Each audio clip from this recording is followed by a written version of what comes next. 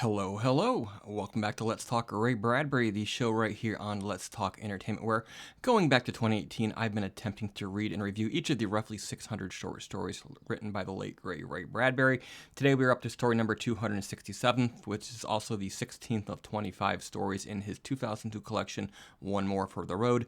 Today's story is called Tangerine. If you're new to the channel, the way that these videos work is I do a brief synopsis of what happens in the story, sort of all the plot, character, and action. And then I wrap it up with just a very light analysis of what I thought about the story. And I mainly do this for my own entertainment, but with on occasion, I find out that some of you are enjoying these videos or finding them helpful because maybe you're studying them in school. All the better. But for now, let's get to today's review. All right then, so the narrator is a man in his 70s. He sits down at a restaurant. He's having a couple of glasses of wine, feeling good about himself and his place in the universe when he notices the waiter. For the first time, he sort of really notices him and he recognizes him. And it's determined that they both hung around the same LA neighborhood about 50 years ago, back in 1939, right before the U.S. would eventually enter World War II. And yeah, they were part of the same group. It was a very casual group, and this sort of launches the story into a big flashback of exposition by the narrator. And these were a gang in the very vaguest sense of the word. They're actually all pretty intelligent kids, but they're all equally poor, and they just sort of wander around town, getting into trouble and doing whatever they can.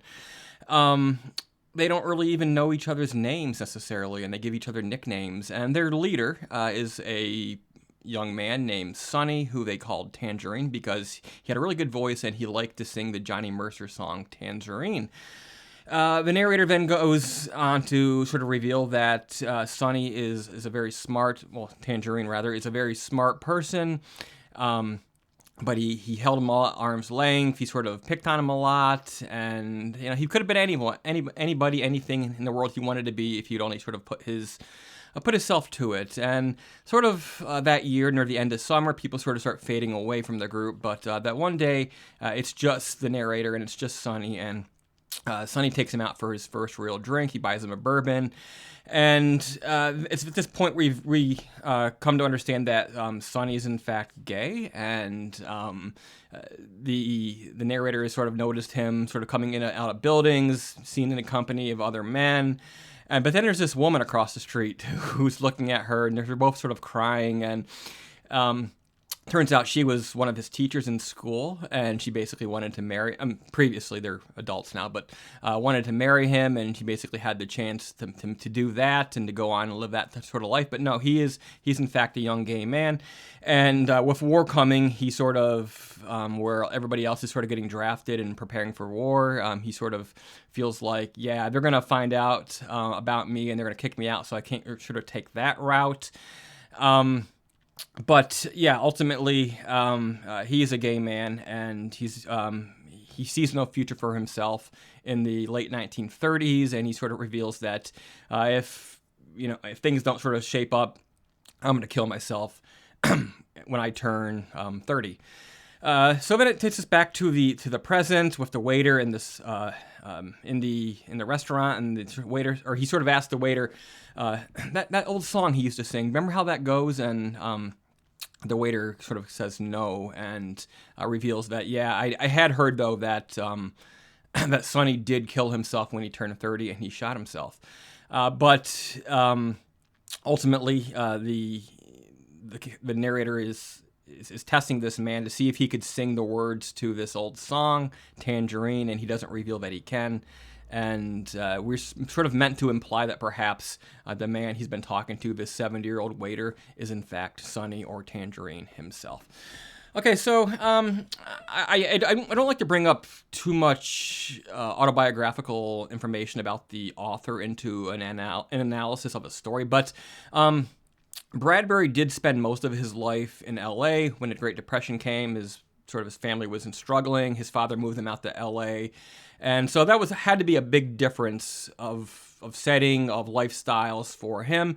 And so over the years, he wrote a number of stories that sort of tried to deal with both racism and sexual orientation and stories like this. And for the most part, I find that he deals with them pretty delicately and pretty compassionately, and sort of keeps things vague enough where it's not being preachy and all of that. So in that respect, this is a pretty good story.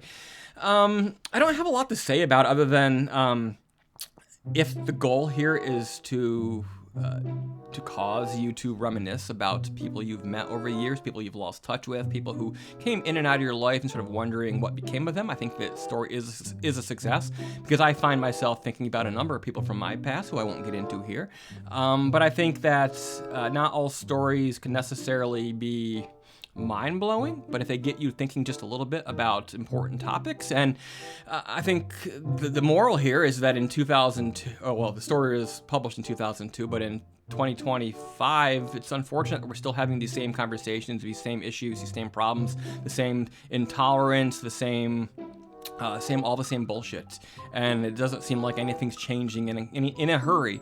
We take a few steps forward, then we take a few steps back, and right now where we're sitting with the political situation and the social situation in our country, my country, the U.S., not good. I think better times are coming if we can survive long enough to reach them, but that is Tangerine from One More for the Road.